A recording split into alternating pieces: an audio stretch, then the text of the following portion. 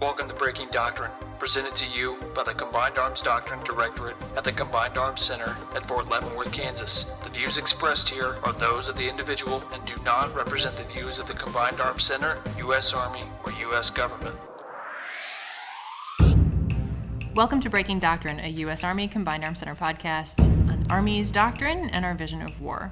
Hello, I'm Lieutenant Colonel Nikki Dean, and today we're going to talk about the history of the most popular book in the U.S. Army. And I can say this without hesitation and without reservation that the most popular book for years has always been FM5-0, Commander and Staff Organization and Operations. And it's not just like mildly popular, it's routinely outstripped the runners-up on the top 50 downloads for the Army Publishing Directorate's website. It covered everything from command post organization, staff roles, responsibilities, planning processes, troop leading procedures, briefings, formats, running estimates, liaison roles, and responsibilities. And it was basically the repository for all of our command and control body of knowledge. And I say that has been because there is now a new FM5-0 on the doctrinal bookshelf, and we also re-brought another book back into the bookshelf itself, which is FM5-0, covering planning and orders production. So for those listeners who've been in the Army since the era of like starching woodland camo and putting edge dressing on boots, 5-0 is not new. It's a triumphant return. But if I'm going to talk about this sort of stuff, especially give the history behind command and control doctrine and why and how we came to split FM5-0 and 6-0 apart again, and how our readers should approach using these books, I had to bring in some other people to discuss this. And it's been a joy because I've been waiting to bring 3 people to the podcast who I've been sharing an office with for the last 2 years. So, Mike Flynn, Lieutenant Colonel retired, is a former infantryman, and he's been a contributing author for FM5-0, Planning and Orders Production. And he's speaking on behalf of the lead author, Lieutenant Colonel retired Doug Keeler, who got poached away for a much better job and probably way more stress. A lot less fun than we are. My next guest is Lieutenant Colonel retired Will Rogers, a former Special Forces officer. He's the lead author for FM6-0, which is Commander and Staff Organization and Operations. And also welcoming back to the podcast, Lieutenant Colonel retired Chuck Schrankel, former artilleryman. And he is basically our benevolent overlord in the C2 office. Gentlemen, welcome to the podcast. Or welcome back. Well, thanks for having us, Nikki. Thanks, Nikki. Will, you're still not sure about actually being here, which is kind of No, it's awesome. fine. It's all good. Yeah. So before we get into the current editions of 5-0 and 6-0, which just published in May, I think it kind of helps to understand where our C2 doctrine got started and some of the big ideas that have shaped doctrine as it's evolved. So I'm gonna lead off with Chuck because you are our benevolent overlord in the office. It's not your first time discussing that either, because you discussed it on our first podcast, which was about mission command and C2 doctrine. Can you talk us through some of the big ideas of command and control and kind of the historical relationship between mission command and this idea of detailed command that we talk about in doctrine? Sure. So I don't know about the benevolent piece, but if that's the way you feel, thank you. Just a couple things about command and control and mission command, and then kind of the relationship between some of the books that we're going to talk here today. So the first thing that everybody needs to know, and I said this in the first podcast, is the command in the big scheme of things, command and control doctrine is relatively new to the Army, right? We didn't publish our first command and control book until 2003, where my predecessor, Bill Connor, published FM6-0, titled Mission Command, Command and Control Army Forces. There's a couple reasons we did this. I think it was jealousy. The Marines published the command and control book in 1997. The Brits had published a command and control book, and the Canadians had published a command and control book. And we were like one of the few armies out there that didn't have formal command and control doctrine. So I know Bill spent about 4 years putting that book together. And if you are, of my generation, and you went through a warfighter seminar, or a CTC seminar, you would have heard a lot of the words I'm going to use right now. And kind of the way Bill organized that book was, he had an upfront discussion about the nature and environment of command and control. He had a chapter on command and what it meant to be a commander, really the flavor was during the conduct operations. He had a chapter on control where he introduced some new ideas to the Army, right? Like information theory and a couple other things like that. That's the first time we actually talked about information management in Army doctrine. He had a chapter on the command and control system, which talked about all the stuff that a commander has to help him exercise command and control. He had a discussion in there on the Army's preferred method, he called it at the time, of command and control, which was mission command. And then he had a chapter on there on the role of commander. And the role of commander, kind of talked about what commanders did, during the conduct operations. And the idea there was called battle command. And you guys hear that used to be the singular word for understand, visualize, describe, direct, lead, and assess.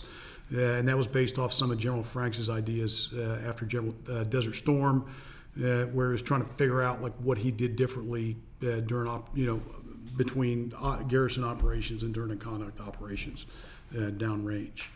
And then he had a chapter in there on the operations process, and this was the first time the idea of plan, prepare, execute, and assess, I believe, had been written to. And really that was the so what of the C2 book, because the first couple of chapters it was like good to know info.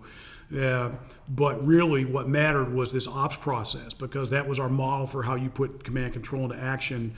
And that's why you hear people kind of talk about the Army's model for exercising command and control as the commander drives the operations process.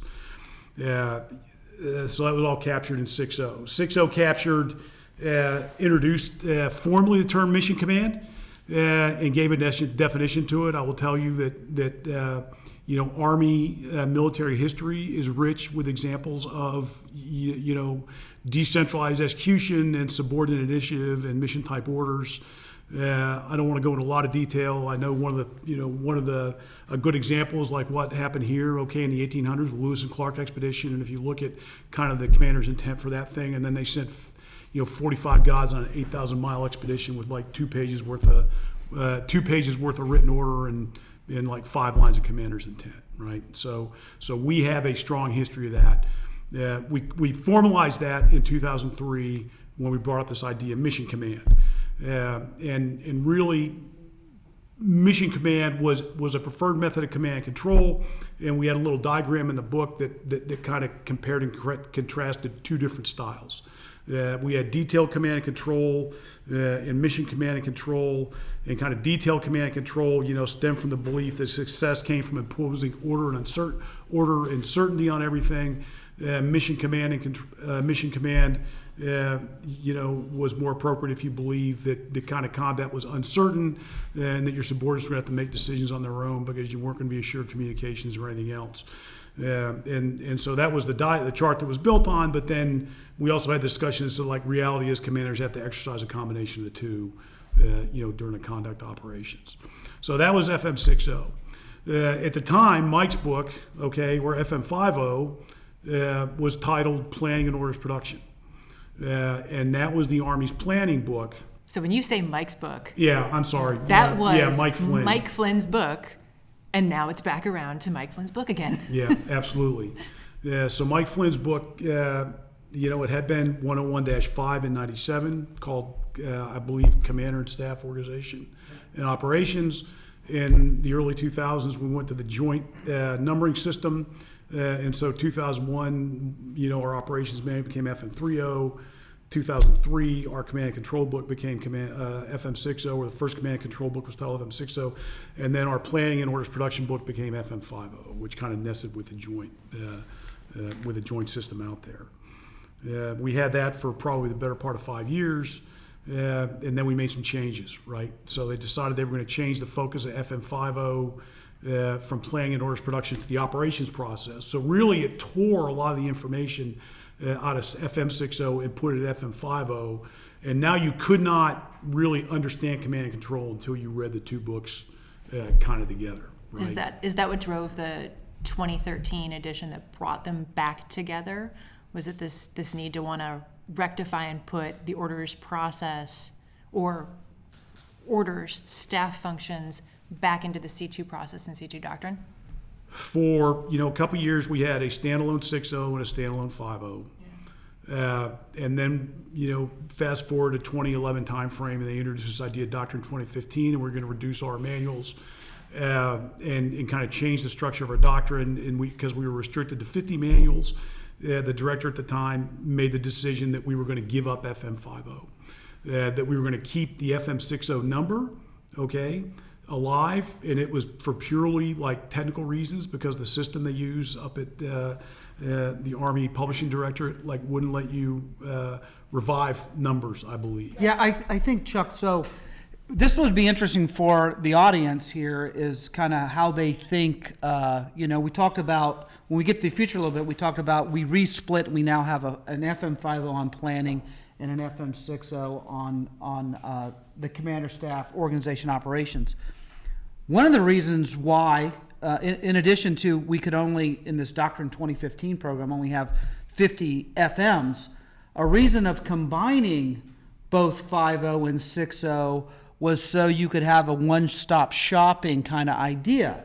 And so it was like, hey, listen, if I can have a book that had, command post, some fundamentals on command posts, the duties and responsibilities of staff, and then also have what's the planning processes, MDMP, in it, and then the orders format, you'd have a book basically that a staff officer could have, and it would be holistic. This is my job, this is how I do the planning process, and then here's how I write my order. Man, I was hoping for some deep reason why, but if it's ease of use for the staff, that's kind of baller.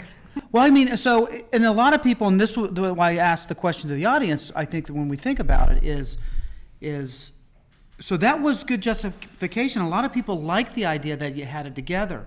And now when we split it apart again, and we'll talk about reasons why we did that, but now you have two books. Now, and I'm jumping ahead a little bit, but the benefit now of having 5.0 all on planning is now we can have a rich discussion of all the planning methodologies, the fundamentals of planning, etc. But we've had some discussion on what's best. Two books or one, but we went to two. So anyway, I'll turn it back to you, Chuck. So thank you, and I'm a big fan of single points of reference. One of the problems with Doctrine 2015, I thought, was we called it the go fish approach to doctrine, where you'd read a line in an ADP, it would reference you to another book to go find more information, and that book would reference you someplace else, because of this idea that you couldn't be redundant, right? You can only write something in one place. It was not a good way to do business. But Doctrine 2015 was implemented. We could only have one FM. That was FM, and the decision was made to keep FM6.0 as a field manual number.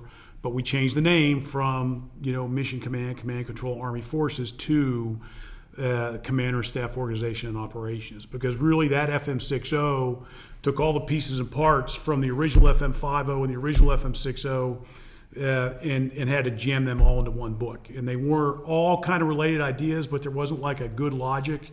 We try to order it along the lines of the operations process, but because of some restrictions that were in place at the time, it just was not the most logical book. And it was written in a hurry, and I know it was really popular, but it was never something I was really proud of, coming out of this particular shop. So we're gonna, if the audience hasn't caught on, there's a lot of terms that get kicked around, and especially if you're new to the Army, or if you're encountering command and control doctrine, all of it for the first time, certain terms kind of quickly come out of us, and it's intrinsic to, or it's intrinsic knowledge, really does. So like I said, I've worked in this office for 2 years, and I will ask random questions all the time about why things are the way they are, and then an hour later I emerge questioning all of my life choices. And it usually starts out with Mike answering, well, that's interesting. So I'm going to lead off with you, Mike. What is planning?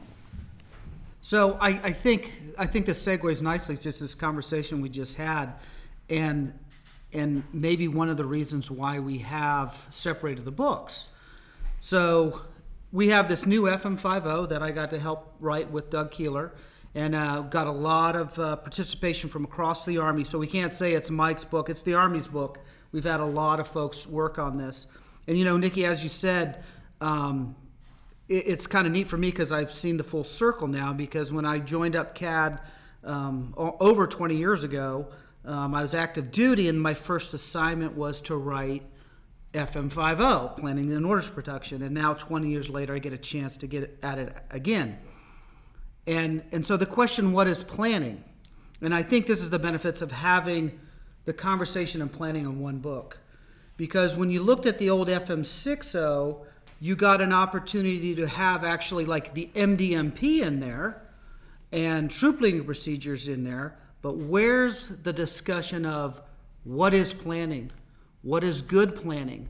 What are the functions of plans and orders? That type of thing. So with the new FM5-0, that gives you some room to have that kind of conversation. So the new book is able to consolidate the fundamentals of planning as well as all the planning processes. And so chapter 1, the nature of planning, answers that, or gets to try to answer that question. What is planning? And what is the differences? And what are some principles of planning that help guide effective planning? And then we also at the end it with, well, what are some planning pitfalls? Some things to guard against. And so that's the benefit. We do have a formal definition of what is planning. So it's defined: planning is the art and science of understanding a situation, envisioning a desired future, and determining effective ways to bring that future about. Pretty simple kind of a definition of what planning is. So if you dissect that a bit, first it's art and science. And so the art part is all the judgment you're applying to how to solve problems. And chapter 2 of the new FM5-0 is operational art. So we have that conversation about some of the art side of planning. Now the other word is science. You've got to be, you can think of a lot of great ideas, but you have to be able to execute the plan. It has to match reality. And so the science part of planning is all the details and the technical things: movement rates, fuel rates, combat power analysis, those type of things. So that's important, a part about what is planning. It is both art and science. And then, of course, in order to do, planning involves making decisions in advance. And so in order to make good decisions, you got to understand. So our planning methodologies, all of our steps of the planning methodologies, whether it's the military decision-making process, whether it's Army design methodology, whether it's troop leading procedure, it all begins with this first kind of step: understand. The purpose of mission analysis in the MDMP is to understand. So we're trying to do our best we can to understand, to make decisions. And now we got to get into the science part of it. How are we going to coordinate the multiple activities that might be involved in it and all the resources to make that plan to get after that future condition or the objectives you want? So I think that's important just in the definition of planning. And so chapter 1, again, is focused on the nature of planning. It gets to all these kind of things like, what is it? This idea of art and science also, I think a big idea in the nature of planning is this idea of the difference between conceptual and detailed planning. Because there's always a conceptual aspect, thinking about coming up with broad ideas, but then those big ideas have to be tied to the detail aspect. And sometimes we associate some types of planning methodology with those conceptual side of planning and detail. So a lot of times we associate in the book, like Army design methodology and operational art is associated with the conceptual aspects of planning. But you got to kind of make sense of that and put it in reality. And so the MDMP, the military decision-making process, we kind of associate more on the science, though there is conceptual components to the MDMP, of course. So those are some big ideas that are in the chapter 1 on what is planning, and I hope I was able to answer that question. Okay, so yes, boss. Yeah, I just wanted to say that, so that's what's in 5.0, and that's why it's a big deal. Yeah. But we didn't have that book for the better part of like 7 years, right? The Army did not have really a dedicated planning manual because we had rescinded that book.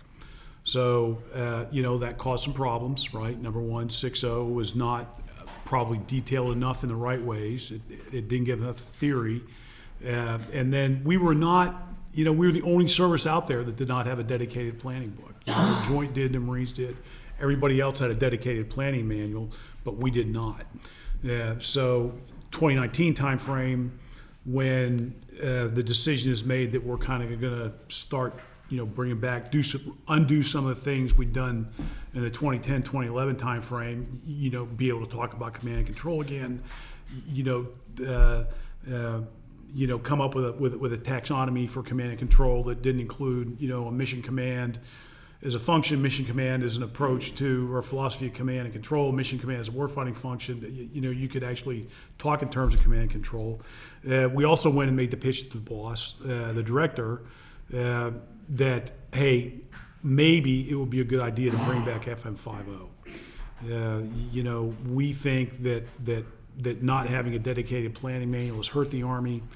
And if we are allowed to split that information out and bring back FM5-0, then we can probably make FM6-0 a better book. It's not the original command and control book, but we kind of organized it along the command and control system, and it makes better sense organizationally that way.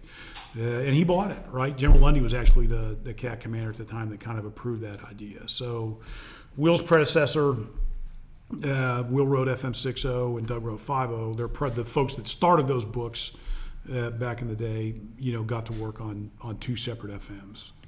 So part of the command and control system is, there's responsibilities of a staff. Well, what is, according to your book now, what is a staff? So the staffs are the people, and they're the subject matter experts that support the commander in making and implementing decisions. And that entails everything from maintaining the running estimates, the coordination, the synchronization, executing the planning process, all the different things, even battle tracking, all the different things that help the commander in order to control the operation and make the decisions that are needed within the operation. So how does that all work? Because I was going to ask Chuck, what's a C2 system? Like, if you could put it in the simplest terms for a new lieutenant to understand it, like, what is that? But really, both of you fight. Again, in the simplest terms out there, the C2 system, all right, is all the stuff available to the commander to help him exercise command and control. And the logic goes something like this: command and control is really hard. The commander needs help. Therefore, we're going to give him some things to accomplish, a series of tasks that allow him to exercise authority and direction during the conduct of operations. And that's where you get into the component of the command and control system, the people, the processes, the networks, and then the command posts themselves is kind of how we bend those ideas and talk about them. One of the neat things, you talk about the people, and one of the neat things we did in this manual with the help from the MCCOE Sergeant Major was we actually added NCOs into this manual. And so there's a lot of staff NCOs out there that previously we didn't talk about their duties and their responsibilities within the manual. And so we brought those folks in. And when we looked at the command post, we realized that there's some critical specialties within the command post that help the command post run and day-to-day operations. And we added those specialties in as well. Your digital master gunners, your knowledge managers, your operations sergeant, those type of folks that we brought in to the manual as well. So I think that's a good plus, a good add to the manual that talks holistically about all the different folks, just our coordinating, our personal, and our special staff officers, but adding some of these other specialties in that the Army has spent a lot of money and time training as well. So I got one for Mike, because you and I have discussed this before on the podcast about orders production and some of the struggles of orders production, which is really, that is probably the most all-encompassing thing that a staff will face, aside from trying to find coffee to keep functioning.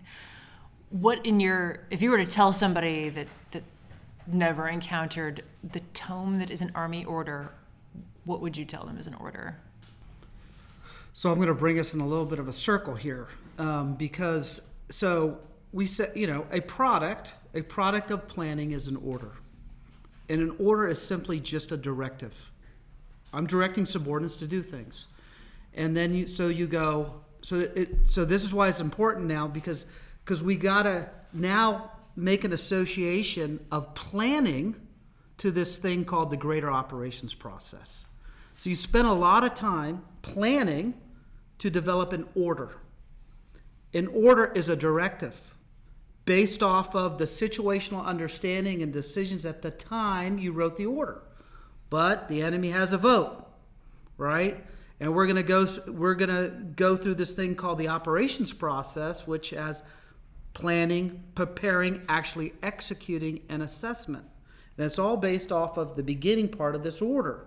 And so that gets a little bit, you have to be familiar with ADP 6.0 and ADP 5.0 to understand planning, but there's a relationship of planning to the operations process that produces this order. And things change, and so the order's going to change. And so we talk a little bit about how that functions throughout an operation. But then we go, okay, so the question was, what is an order? So it's a directive. One thing we got to remember about Army doctrine is it's written for Army forces, and it goes all the way from the theater Army all the way down to rifle squads and teams. And so you think about all of those have to plan, and it's hugely different from a platoon leader using the troop leading procedures and producing an order, which sometimes is verbal, right? All the way up to a theater Army, and we talked about coffee and tomes, but there's a big difference between those two things. And so an order can be verbal. It can be in different formats. For example, routinely in fast-paced operations, battalions will do matrix orders that have like an overlay, kind of a very short order, all the way up to what we talked about in at higher corps and theater Army levels. Fundamentally, though, all of them have a basic parts, and that's 5 paragraphs that we're trying to cover. The base order always covers, the situation, the mission, execution, what is the concept of the operation, how this all ties together, sustainment, and then command and control at the end. So all orders have 5 parts to them, and again, depending on where you sit within echelons, they can be verbal. They can be relatively simple, all the way up to very complex, detailed orders, at higher levels. Well, Mike said the word situational understanding. What is that? Oh, wow. To you? Yeah, we define it in the book, and we define it as applying analysis and judgment to the information available. And we do that through our analysis of mission variables and operational variables. But situational awareness, I guess if I had to tell you in layman's terms, it's understanding what's going on around you and understanding the situation you're in. And it expires. It's constantly being reframed. You're constantly re-looking at what's going on in the situation, the environment around you, and determining how you apply that and how that affects you within your operation. So I want to get back to this orders discussion real fast because we get a couple questions up here fairly often. And the first one deals with what is a mission order. And people beat us up and they go, well, you say write a mission order, but then I get these orders that are like 300 pages long from higher headquarters, and I don't get what's going on. And so when you look in the book and how we kind of write to it, it's just a mission order is a way to write orders. It's on a separate type of order. It's a way to write orders, an approach to writing orders, where you kind of emphasize the what, not the how. You don't you try to write it to where you place as few restrictions on your subordinates as possible. You don't regurgitate a bunch of SOP stuff in there. You don't regurgitate a bunch of doctrine. You don't copy and paste your higher headquarters annex in there and then add more stuff onto it. Because I think that just causes like orders to get bigger and bigger, right? So that's just what we mean when we talk about mission type orders. And do you want to? Is that about right, Mike? I think you're about right there, Jeff. So that's one. The other one is I get this question. I get called probably about every 2 months, and someone wants an example of a doctrinally correct order. And that one really kind of leaves you scratching your head because we write, and in their mind, a doctrinally correct order is every paragraph, every attachment filled out. So yeah, right. Really, they think that. And that's not what we say, right? In the book, I think we say, is there enough information there to get the job done, and you don't need to fill everything out as long as people understand. And we have a couple other guidelines in there that I can't remember off the top of my head. But so, in order, you write your order the way that you need to do it, to kind of run your organization. This idea of being too big, we kind of view it and like, how do you assess the proper level of detail? I'm not going to give you a metric. I will tell you, if you're at home station getting ready to deploy, and you've had 6 months to kind of think about the OE you're going into and write your deployment order, that thing is probably going to be pretty big and pretty detailed, and that's okay. All right, there's nothing wrong with that.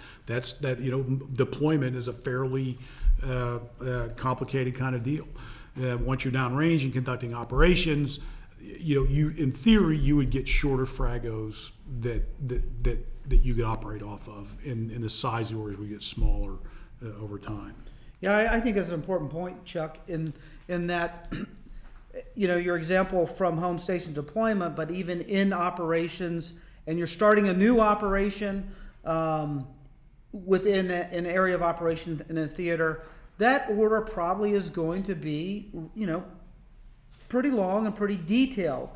But then that's the flexibility of the fragmentary order, because you set out your initial order, but then it's adjusted. And now we're back to kind of the operations process, and we're adjusting things based off of changing circumstances. And the Frago, again, 5 paragraphs, right, that modifies the base order. You don't have to go back and rewrite all these things, just what is modified. And the use of Fragos is very helpful in keeping, directives kind of short and to the point. So I want to ask all three of you because there's a term that gets used, especially in relation to mission command, decentralized execution, and why it's so important from the lens of 5.0 and 6.0 to look at those words. And I want to ask all three of you, what does decentralized execution mean to you based on your experience working in C2 doctrine? And how would you translate it to somebody else that never encountered mission command as a philosophy before? I'll start. So this is just opinion, right? And just based off of experience. Decentralized execution does not mean hands off, right? There's always a higher headquarters. The higher headquarters has the responsibility to help synchronize activities amongst subordinate units. But the idea is, if you provide your subordinate intent, a good task and purpose for what they're supposed to do, and you provided them with the resources to do it, you don't need to have detailed instructions and synchronization for everything they do. And that gets back to this idea of mission command. So that's one piece. However, there are places where we need to be kind of centralized. And you can pick those. An air assault operation, very synchronized at first. Will's a paratrooper.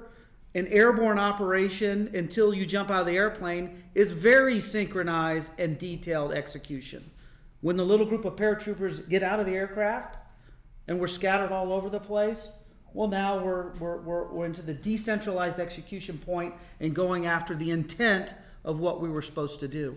So there's a balance there between, centralized and decentralized execution. But the only thing I want to bring out is a lot of folks will say we use the word decentral execution, so it's like hands off, don't kind of tell me what to do anymore. But you have to.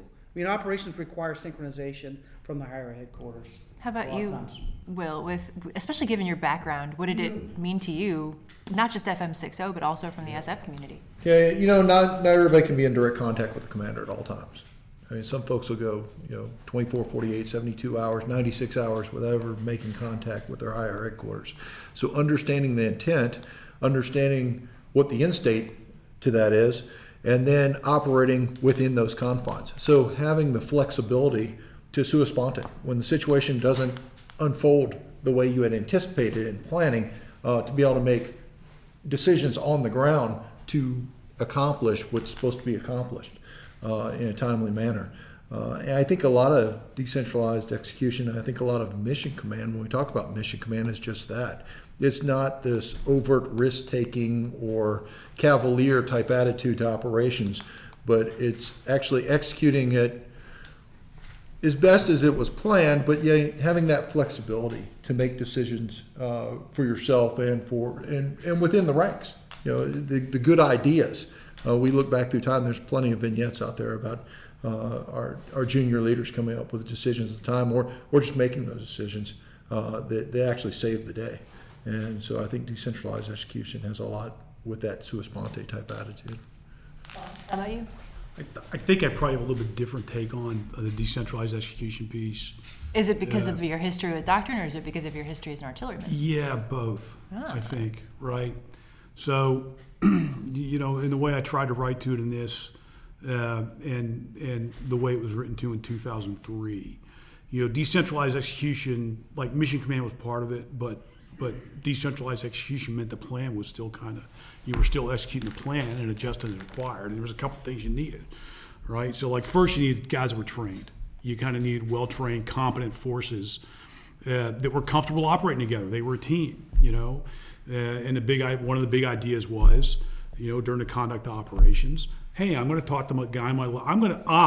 If it's a brigade operation, battalion commanders are cross-talking to synchronize their actions, all right? You're not going up to your higher headquarters and then going down, or calling up and asking permission and then going down, all right? So the teams aspect of it and the competence and training aspect of it, you kind of had to have shared situational understanding in this whole deal. Which meant that your information systems and again crosstalk was working the way it was supposed to. Okay, so we all kind of had a common operational picture that we could operate off of while we were doing this. And then finally, this system, this mission command or command control system, the commander, didn't have to spend all his time doing kind of detailed synchronization and integration during an operation. And bugging his guys all the time for information, because this was going to be the power of the ABCS and the power of the network. He could look on his screen and kind of see who was making progress and who wasn't. If things looked like they were going okay, then he had to bug his guys with a ton of information requirements that were going to take their attention away from the operation, all right, and trying to answer an RFI for higher headquarters. So to me, those are kind of the big ideas behind it. Everything that Mike and Will said is absolutely 100% sure, positive. But to me, decentralized execution is more how you conduct an operation that is still kind of going according to plan and the way you envisioned it, and you're letting your subordinates, I shouldn't use the term self-synchronize, but I will, okay, because people don't really like it. But they help synchronize each other, and then the commander just weighs in when he needs to kind of give guidance and direction based on his updated understanding of what's going on. The little group of paratroopers is like things have gone to heck, and we're 15 miles from our original objective, and we got to figure out how to make stuff happen. Or I've been out of contact for 5 days, and I need to make stuff happen. So I got a little bit different take on it, I think. So I think that's a unique point for us to bring up now when we talk about this FM5-0 and this FM6-0, is that writers bring their experiences and the lenses that they use to actually begin that process of developing an Army publication or revising an Army publication that already exists. And it takes a really thoughtful and deliberate methodology to kind of ensure that we research, we write, and then we staff these books in a holistic sense, because, like I said, we all have our own lenses from which we write and from which we review books. So I want to talk a little bit about the process of these two specific books. And I'm going to start with FM6-0. Will, just some background information about, obviously, Boss said, this book is your book, and he handed it to you from down on high. But more importantly, you had a separate process that you were going to use to be able to gather the right information, research, and write. What stood out to you in your experience doing that? So if you're asking how we put the book together, or you're asking the architecture of the book? All of it. All of it, okay. Mm-hmm. So I guess when when they took planning out of FM6-0, what are you left with? And one of the first places we went and we decided was ADP 6.0 had just come out in 2019, which was Chuck's book. And it spent a lot of time talking about the C2 system. And C2 system is the way the commanders can actually put in order to command and control. They're going to build their C2 system. So we had talked about, hey, we're going to build an overview. We need to make a tie-in to ADP 6.0. And that's one of the things we do a lot of times in doctrine. When you write a lower level manual, you'll start off with an overview of that manual, but you'll do a tie-in to the next higher manual. FM5-0 actually has that. Their first 2 chapters are a tie-in back to ADP 5.0. And so the first chapter we did that, but then we described the C2 system. So we separate our chapters based on the people, the processes, the network, and the command post. And so we built it along those lines. So where do we go for that? A lot of times we go back to historical doctrine. We go to higher doctrine, we go to historical doctrine. And even with FM5-0, we went down to ADP 6.0.5, which is actually the command post manual. And we brought a lot of that information up, and they expanded upon that in order to build out the command post manual. Some of the stuff that you'll find in FM5-0, especially on CP survivability, which is a really big topic right now. We went over and participated with the concept guys as they're going through their CP survivability experiment. And some of the things that were coming out of there initially in their concepts. And not really the concept data, but the ideas. And so things like emissions control, which we found in FM312, and bringing some of that in with the electromagnetic protection task, and looking through that and how those apply today. There was lessons learned from the call folks that were coming out of NTC about how units were applying that as they went into the box, and they were having they were being DF'd and electromagnetic warfare operations against them and all that. And so we looked at a lot of that type of stuff, research as we wrote individual paragraphs and kind of put that together and made it make sense. When you sent the book out to be staffed worldwide, any interesting feedback come back from the Army about a new version of FM5-0? I think it was very positive. I mean, Chuck can attest to that. We actually got phone calls saying, hey, this was a great idea. And they really liked the information that was in there. Now, a little bit of that was ATP 6.0.5 was a very popular book to begin with. As folks went to set up their CPs and organize them, the layout and operations and the functions, that was a very popular book to begin with. So And that a was lot of the command post. that's the command post manual. Yeah, if I didn't say that, sorry. That's the command post manual. And so a lot of that was because we had integrated some of that information that they really liked there. And then we tied it in with the different staffing elements and types of staffs and such. And so once we kind of tied all that together, it gave them a one look snapshot on that. Was there anything that really stood out? I don't know if there was any single item that stood out or just a myriad of a lot of different. Yeah, the only thing that I remember is, the original plan when we wrote 6.0 was actually going to rescind the FM5-0. That was going to rescind the command post ATP, and we got a ton of phone calls that said, "Do not do that. That's a good book. Leave that there." And so, my book is organized around the command control system, of which command post is one of the components. I got to write something on command post, and I don't want to just put BS together, so we kind of pulled a couple of chapters up from the command post ATP. We're leaving the command post ATP there. I got an officer, a sharp guy that showed up a couple weeks ago, and he's getting onboarded right now. And then his project will be to revise the command post ATP over the next couple of years. It's funny that conversation's going on Twitter right now. I'm not even joking. It's is it happening on really? Twitter about, Yeah. this is the command post book. Really? Are we updating it? Because everybody's apparently Oh, excited good. about it. Nerds Well, are as excited. long as they about it. understand, it's like a 2-year kind of deal. It'll be 18 months or 2 years, and then they were thrilled with the fact that I think that 6.0 made sense. FM5-0 was organized. There was a logic to it, and you could read it kind of front to back, and it kind of told a little bit of the story rather than the mishmash of things that had been before. So Doug isn't here to speak on his experiences of taking FM5-0 for the staffing, but Mike, you two have been working on this book for a while. And Yeah, sure, Nikki. I mean, so something about CADD itself and our division, the command and control division of CADD. There's 6 of us. 3 civilians. They're a little older and have been around for a while. I mean, everything from Desert Storm all the way up, and then we have 3 active duty officers that help write it. And so I bring that up because you have historical background and experience, and we get always, every 2 or 3 years, a new officer comes in, you get fresh ideas. What's current with the field? So, we're talking about FM5-0 and FM6-0, but that on the research side, the reliance on new officers coming in, just within the C division, I only mentioned 6 folks. But then you get to CADD, and it's broader than that. Same thing with other divisions. And so the research just brings people that have experience.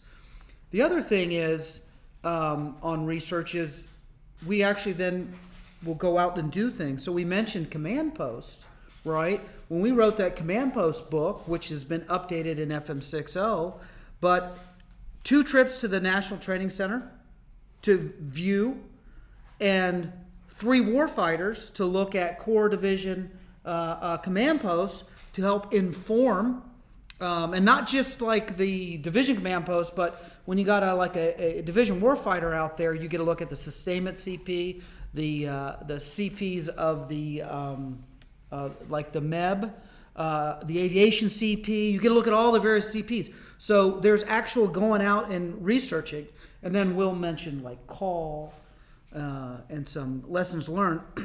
But another unique opportunity too, is being here on Fort Leavenworth as we have the college. That's the Command and General Staff College. If you're not familiar with our benefit right down the street. Yeah, right. And so all that experience there, not just the instructors, the students, but you're getting 1,000 students that come through. Yeah. And so we will send a lot of times, feeders out there in some of these ideas. Plus, every once in a while we go over there and we teach. And we get direct feedback from folks right out of the field. And so that's helpful. And then we talked about Army staffing, right? Everything we do gets staffed Army-wide. Not only just in the institutional Army of like the TRADOC schools and centers and COEs, but all the units get a feedback. And so that's a form of not just feedback, but research and good ideas. So, there's lots of research that goes into this, and I kind of explained just some of those things to try to produce the best book, we can for the Army. So this gets me into a point a little bit. We've had this discussion on Monday in which all of us were in the conference room together duking it out over who knows what, something doctrinal and nerdy. But we were discussing what happens when one part of doctrine changes ahead of another, and how timelines can desynchronize and what that can ultimately pan out to be, which is you're sitting down with 2 books and you're like, oh, shoot, there's a discrepancy between these. What happens? First of all, boss, why does that happen? Okay, so a couple things, right? So in a perfect world, your capstone manual is going to publish big ideas. And any changes to those big ideas are going to happen there every 5 years, and then that will subsequently drive change in your subordinate manuals as you update the rest of your stuff to nest with that. That briefs well. It sounds really good. The problem is, senior leadership is rarely satisfied with that. And ideas change pretty rapidly, all right? So what we've kind of fallen into is I don't know if iter is the correct term, but we introduced some ideas in FM5-0 back in 2017 that FM394, was that it? Is that the one we worked on? The Army Division Corps. Yeah, that's 394. Okay. FM394 has a slightly different discussion that was in the 2016 or 2017 FM5-0, and the new FM5-0 that's coming out in October is going to have an even more different discussion than the 394 did. So you just kind of have to use your judgment and be aware of what's out there, I guess. Things are going to change, and you are going to find discrepancies occasionally in doctrine, and you kind of want to look at when things were published, in relationship to each other. You kind of want to look where things are in a doctrine hierarchy, but with the understanding like FM5-0 is kind of a little bit different and kind of has turned into like the overarching driver of everything that we do, despite what the doctrine program says about ADP 3.0. And then, there's a phone number and an email in the front of all those books, right? If you have a question, just reach out and one of us will answer it fairly quickly, I think. So let's get into it. We actually, because the books are out, they've been out since May, and we have now started to field responses back from a field that is reading the books, which is exactly what's the point of a book if nobody reads it, right? So one question that came out was a discrepancy between the staff reference guide, which is really detailed and very specific, and then the current FM5-0. How would you advise a younger person or younger user that is new to doctrine to overcome those discrepancies, aside from just going to Waypoint Direct to our office and asking Chuck to answer the question every 2 months of what's a doctrinally correct order? Like, how would you tell somebody to fix or to rectify that in their brain? Well, I think first of all, we appreciate any comments, and you're right, Nikki. We did get a couple here on 5.0 of some discrepancies in 5.0. There was a couple errors. But clerical errors always exist. And there were some discrepancies in context, especially, for example, course of action and development in the MDMP, and there was a difference between what is in the SRG and then what is in FM5.0. So the feedback is good, and so from our standpoint, we have a tool which is called a change, and so we can write a quick change to kind of rectifying some of those. So when we get feedback, if it's up there at a level where we think, this is Army-wide and it's a bit of a problem, we can cut a change real quick to answer that question. Now your question, though, was what do you do when you see a discrepancy besides, providing feedback? Generally, usually, there's a hierarchy to doctrine. ADPs, Army Doctrinal Publications, are the fundamentals and set fundamental ideas and a lot of terms. The next level is FM, field manuals, which has a priority in a sense of kind of hierarchy. And then ATPs, Army Techniques publications, are ways in which you can do things, and they're looser. So if you were like looking between books and the difference between an FM and an ATP, you probably should say, oh, you're not restricted. Doctrine lets me do a lot of things, and so I can use the techniques. But keep in mind, though, that like the FM, for example, on planning, FM5.0 is the proponent for all things planning.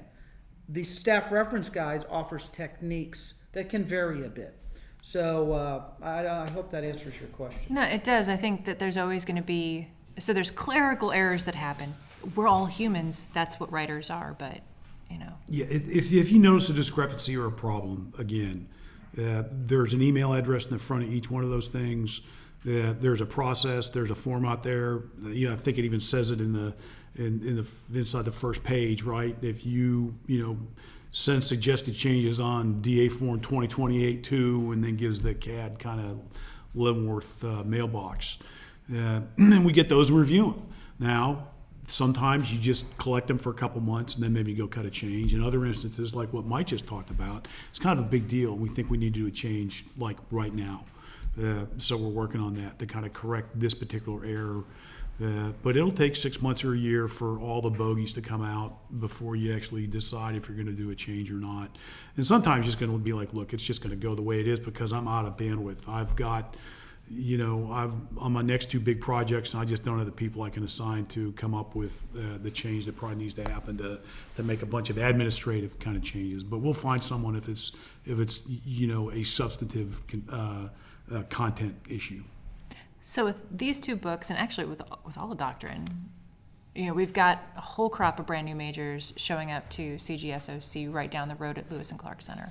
Along with it, we've got all kinds of PME starting out this summer again for leaders. What other books are out there that you, like if you could find yourself as an 04, what would you tell yourself to read right now that would complement 5.0 and 6.0? The big eyes on Chuck. He's like, what would I tell myself to read? Well, coming soon Coming soon is FM5-0, and that's October, right? That is the book that is going to, kind of set some changes, and it actually changes our Army operational concept officially from unified land operations to multi-domain operations. So that is a book that you're definitely going to need to be paying attention to when it comes out. But like we talk about students, but I've always, when I wasn't an expert on all doctrine, right? But whatever echelon I was, and you were talking about students, but always needed to know what my job was. So that's the staff. I always needed to know, MDMP and how to write an order, right? So there's your 5 and 6. But then it was like your echelon Pacific book. I was I'm in an infantry battalion. Well, the infantry battalion book's pretty important. That really doesn't get to the students because they're going to be covering a range of issues. But, as I had my different jobs, it always was kind of an FM5-0 kind of thing. And then the echelon unit I was in were the books that I kind of Those students are getting assignment orders, though, at some point. That's where you start, I think. But knowing your COE's doctrine is really important. I mean, the ADP and the FMs that apply to your chosen career field is spot on, because especially when you go to CGSC, you're going to be looked upon 1 of 16 in your classroom for all those questions that apply to your career field. And so knowing your COE's doctrine is important. When you talked about 5060 and 30, 394 is a really good manual. I mean, knowing a little bit about each of the echelons, what are their roles and responsibilities, and what are the functions they perform. That's a really good thing to know. So I would kind of throw that out there as well. Boss, how about you? I was going to reinforce Will's. If you come here as an engineer or an artilleryman or whatever, you should leave an expert as a staff officer, okay? Not only with what's my job and how do I do it, but you need to be the expert for that particular branch or functional area, because you're the guy the commander's going to lean on for information. And by the way, it can't just be on our doctrine, but you got to understand the threat as well. The G2, the twos of the world are great Americans and they do yeoman's work, but they should not be the expert on how a threat is going to employ his artillery. That should be your fire support officer or your FISC or whoever your fires guy is on the staff. Same thing with all the other branches and functional areas out there. So you need to kind of understand both aspects of that as a staff officer. For those of you who have any interest in this at all, we are part of the AIM cycle. I will tell you that we're always looking for talent up here. I've been doing this about 15, and Mike is doing this about 20. And we both think that AIM has brought us the highest quality active duty people we've seen in quite a long time. And as a result, the quality of the product that's going out is greatly improved, believe it or not. So if you have a burning desire to contribute and be a doctrine author, keep your eye out for the next AIM cycle. Gentlemen, I can't thank you enough for sitting down and talking about these manuals and about the process that we use to develop them. I think it offers a unique insight because they are first of all, FM5-0, like I said, it was the most popular by far on the download side, and I think even, it rivaled paper copies of the Ranger Handbook. I don't know, I'm just going to throw it out there. Mike is giving me side eye. Oh my gosh. I will reiterate exactly what Chuck said. If you find discrepancies as you, the audience, are out there reading the books, please don't hesitate to go to the preface and check out the process of making sure that we can receive feedback on these two absolutely critical manuals, especially the United States Army. In preparing for this podcast, I went back to a book that I've mentioned previously on this podcast, which is Walter E. Krutchik's U.S. Army Doctrine from the American Revolution to the War on Terror. I also looked at a couple of papers that were out there, and you can find them online. Conceptual Tangle of Contemporary Planning and Doctrine by 2019 from James Jacobs. I also saw an excellent paper from John Woo in 2011 on Size of Operational Staffs, Less, Maybe More. And another one called Army Staff Doctrine Development Towards Mission Command and Decline of Staff Performance by David Mayer in 2018. Also, if you're very curious about the idea of how doctrine nests and how a doctrine writer writes about doctrine before he started writing doctrine, you can check out A Common Understanding of Conflict, the doctrinal relationship between FM5-0 and Joint Doctrine, written in 1997 by a young Major Mike Flynn. Oh boy, you found my autograph. Oh boy. And as always, you can actually find versions of our brand new FM5-0 Planning and Orders Production and FM6-0 Commander and Staff Organization and Operations on the Army Publishing Directorate website. For all this, we want to thank our listeners for joining us today. Our production is coordinated by Mr. Ted Crisco, and our editing and sound is provided by the decisively doctrinal Captain Wyatt Harper. If you enjoyed today's episode, please subscribe in either Apple or Google Podcasts for new episodes, and you can follow us on Facebook and Twitter as well at U.S. Army Doctrine for updates from the Combined Arms Doctrine Directorate, as well as our Doctrine Digest videos, audiobooks, and most importantly, new doctrine and even changes to doctrine. Finally, the views and opinions expressed in this podcast do not necessarily reflect the official position of the United States Army, the U.S. Training and Doctrine Command, or the Combined Arms Center. I'm Lieutenant Colonel Nikki Dean, and this has been Breaking Doctrine.